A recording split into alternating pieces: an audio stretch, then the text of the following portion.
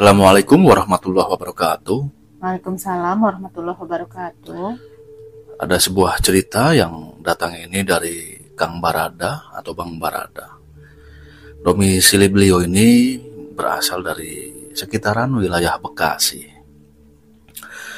Beliau mengirimkan cerita ini yang dialaminya sudah sangat lama. Dan beliau ini menceritakan kalau di akhir 80-an atau 90-an itu sedang demam-demamnya atau sedang ngetrennya yang namanya SDSB.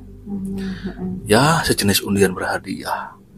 Kalau mungkin sekarang namanya togel atau sejenisnya. Namun ya pada saat itu namanya itu. Dan demam itu hampir menyerang seluruh kalangan, baik yang berusia remaja ataupun yang sudah dewasa ya. Dan uniknya pada saat itu hampir setiap orang ini membawa sebuah ballpoint atau pulpen dan kertas. Ya fungsinya itu untuk merumuskan rumus-rumus tertentu yang akan keluar. Nah, Bang Barada lagi ini dia menceritakan bahwa pada saat itu dia nih sudah bekerja yang usia beliau pada saat itu sekitaran usia 20-an. Beliau ini bekerja di sebuah pabrik yang tidak jauh dari rumah beliau. Kemudian di lingkungan pabrik itu pun juga beliau banyak mempunyai teman, dan demam SDSB itu juga ternyata menyerang pabrik itu. Sama, hampir semuanya ini kegiatannya ya saling mencoret-coret angka-angka tertentu, dibolak-balik atas bawah depan belakang. Jujur Bang Barada ini ya sering masang, namun juga jarang mendapatkan hasil. Hingga akhirnya beberapa kali juga Bang Barada ini disuruh atau didanai oleh kawannya yang punya dana ini untuk yang namanya menginfo atau mencari nomor. Yang didatangi itu ya bermacam-macam, terutama tempat yang beraroma wingit atau mistis, rumah-rumah kosong, kemudian kebun-kebun yang angker, atau tidak jarang juga kuburan. Karena Bang Barada ini juga kebetulan mempunyai keberanian yang luar biasa. Nah, Bang Barada ini bisa berani seperti itu juga nantinya ada ceritanya. Namun pada saat ini Bang Barada menceritakan satu kejadian ketika beliau ini sedang menginfo. Nah, karena memang di tempatnya juga ada yang lebih senior, sebut saja dengan Bang Joni. Bang Joni ini kalau ditaksir usianya jauh di atas Bang Barada. Bang Joni juga punya hobi sama, yaitu mengecek nomor atau merumuskan nomor-nomor tertentu. Karena memang Bang Barada ini sudah terkenal akan keberaniannya, jadi pada satu siang Bang Joni ini mendatangi Bang Barada sambil intinya ya bertanya-tanya gitu. Kemudian Bang Joni bilang, kalau ane modalin, kira-kira ente berani nggak dah besok malam, kebetulan itu malam Jumat, ke makam yang sebelah depan sana. Nah kemudian Bang Barada menjawab, ya berani aja Bang Jon. Ya tinggal nanti bagaimana hitung-hitungannya lah, baik bagi hasil atau istilahnya sistem gaji. Nah kemudian juga Bang Barada berbicara seperti itu. Lalu Bang Joni bilang lagi, tenang dah, pokoknya kalau emang ini goal, kita bagi dua, tenang aja. Ya mendapatkan jawaban tersebut dari Bang Joni, Bang Barada pun bilang, oke dah siap, tapi untuk rokok Ya aneh mintalah, karena kan kalau di sana nggak ngerokok juga bete juga bang. Apalagi aneh ini sendiri-sendiri, nggak ada kawan. Apalagi yang namanya kuburan kan tahu sendiri. Lalu bang Barada, abang Joni bilang, ya tenang aja nanti rokok gue beliin 2 bungkus. Kalau perlu sama bawa kopi biar di sana nggak bete. Kemudian di dalam negosiasi itu bang Joni bilang, dah, tapi ente berani nggak? Masalahnya nih kalau aneh ceritain, ente jadi mundur. Kira-kira berani nggak? Kata bang Joni. Nah bang Barada bilang, lah emang kenapa bang? Kalau aneh sih fan-fan aja, berani-berani aja kan. Emang ada masalah apa tuh atau cerita apa sih? Itu selidik penasaran dari Kang Barada. Nah, Bang Joni bilang, jadi gini dah, ente besok malam di malam Jumat, kalau bisa nginfo di kuburan cewek nih. Tapi ya kalau diceritakan, cewek ini meninggalnya tragis. Lah mendengar itu, Bang Barada sambil malah balik bertanya, lah emang tragis kenapa? Wah, oke deh, kalau emang ente mau denger ceritanya nih, aneh ceritain ya. Oh oke bang, diceritain aja. Lagi pula juga biar aneh nggak penasaran kan. Nah kemudian pada saat itu Bang Joni cerita. Jadi gini dah, dulu 10 tahun atau 15 tahun yang lalu di kampung kita ini ada kejadian yang tragis. Jadi ada sebuah keluarga nih, ya sebut saja kakaknya nih, laki-laki, dia punya adik, seorang perempuan yang masih remaja menjelang dewasa. Nah orang tuanya, ayah ibunya ini kerja di kebun, jadi kalau siang ini tidak ada.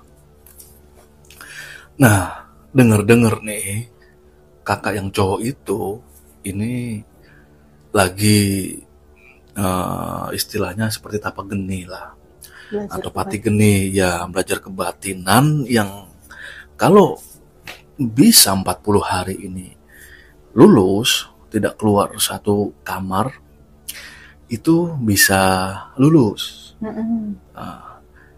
Namun satu hari atau di hari ke-39 sang kakak ini itu keluar dari kamar, teriak-teriak sambil kepanasan, sambil guling-guling. Nah yang menyeramkan, dia langsung ke dapur. Ini mengambil minyak tanah, yang pada saat itu minyak tanah memang di jiligen ini malah hampir full. Ketika sudah mengambil jiligen itu, dia ini membuka kamar adiknya yang perempuan atau yang cewek itu.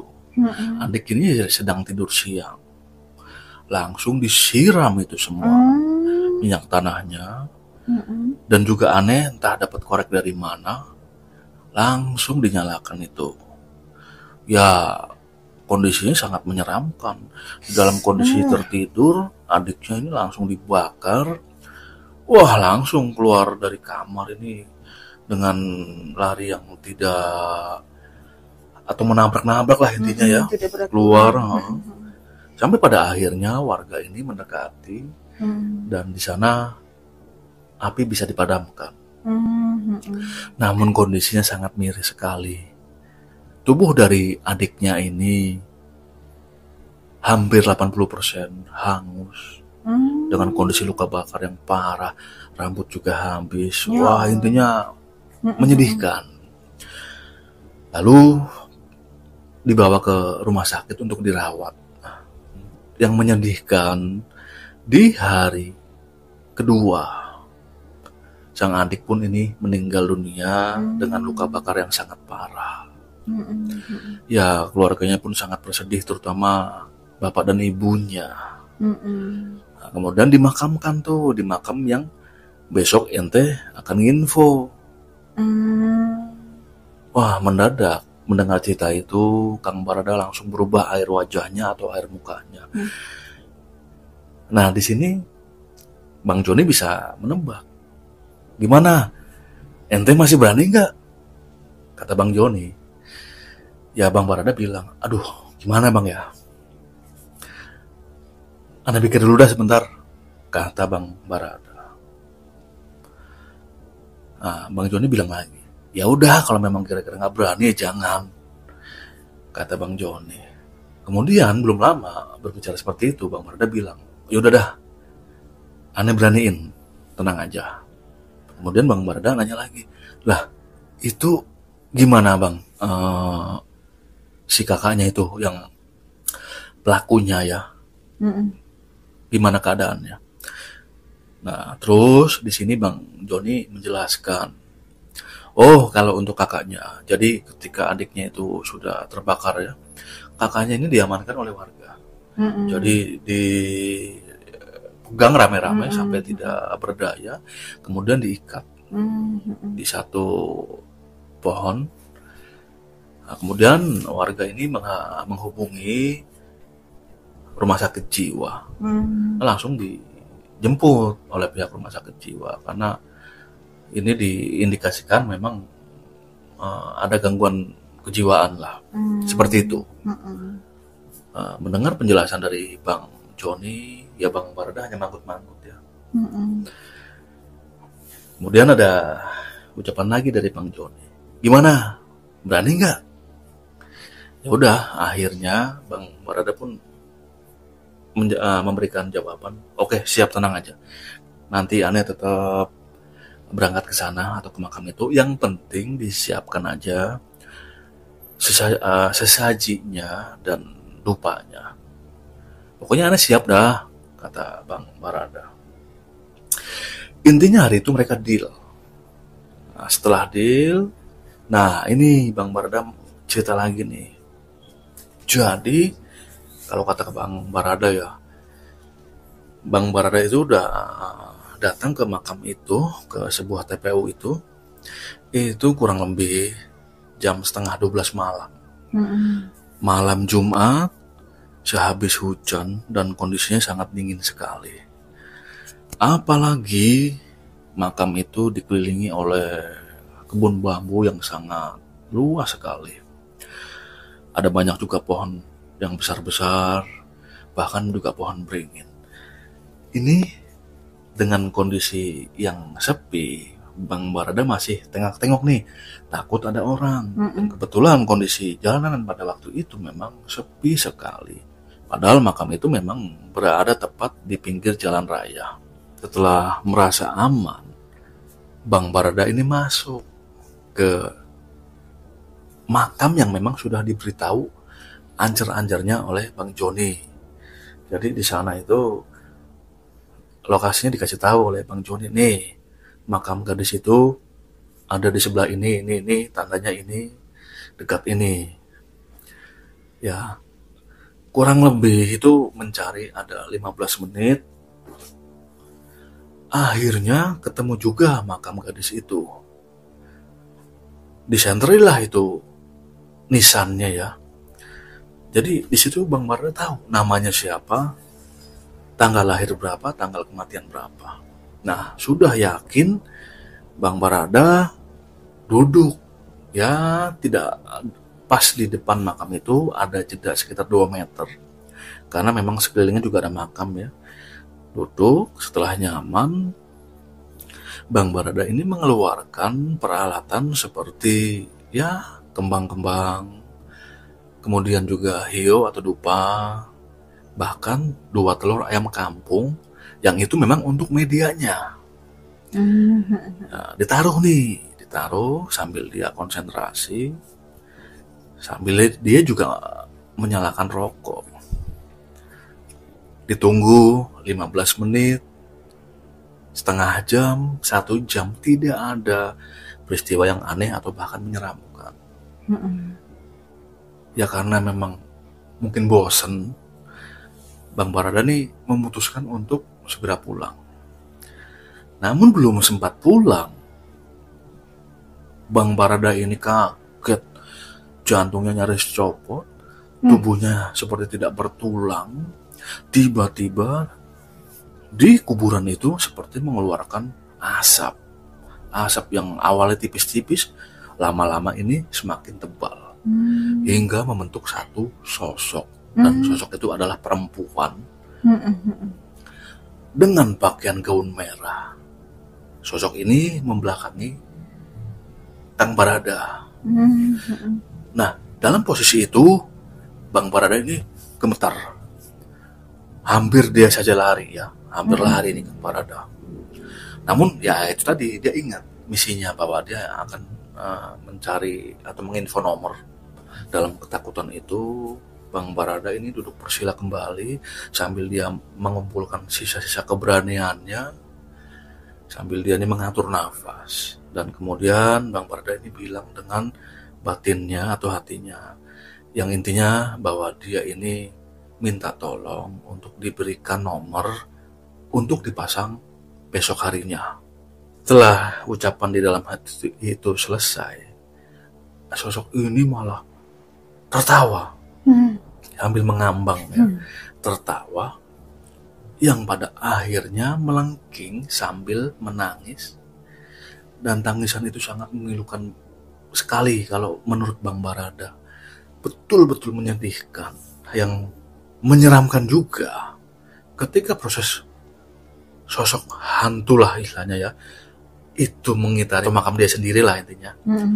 Dia ini melihat dengan jelas bahwa ada rembesan darah yang keluar dari tubuh sosok itu. Walaupun kalau menurut Bang Barada sosok ini seperti tembus pandang, namun entah kenapa dia bisa melihat. Jadi kalau menurut Bang Barada, ini bajunya bukan merah, jadi putih. Namun yang membuat merah ini adalah rembesan darah yang keluar dari luka bakar ini. Karena pada satu titik Bang Barada bisa melihat wajah dari sosok ini yang sebetulnya juga hancur hangus sambil mengeluarkan meneteskan darah dari pori-porinya. Nah, itu sambil muter itu sosok itu sambil menangis. Yang dimana ada satu titik Bang Barada ini sudah tidak kuat. Tidak kuat karena tangisannya makin menyeramkan, dan sosok itu malah hampir mendekati dirinya. Sebelum sosok itu sampai ke dirinya, dia langsung mengambil 2 buah butir telur ya. Diambil, langsung dibawa setengah agak lari keluar pemakaman. Dengan ngos-ngosan sambil hampir pingsan lah kalau katanya.